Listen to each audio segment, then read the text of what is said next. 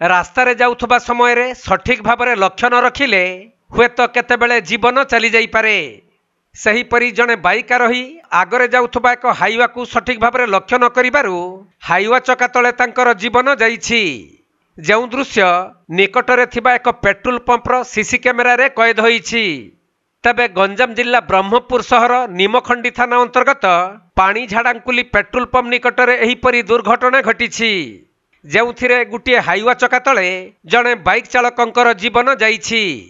ସେପଟେ ହାଇୱାଟି petrol pump ଭିତରକୁ ପଶିବା ପାଇଁ ସାଇଡ୍ ଇଣ୍ଡିକେଟର ଲାଇଟ୍ ଜଳାଇ ଯାଉଥିଲା, କିନ୍ତୁ ହୁଏତ ବାଇକ୍ ଚାଳକ ଲାଇଟ୍ଟିକୁ ସଠିକ ଭାବରେ ଲକ୍ଷ୍ୟ ନ କରିବାରୁ ଏହିପରି ଦୁର୍ଘଟଣା ଘଟିଥିବା ଜଣାପଡ଼ିଛି।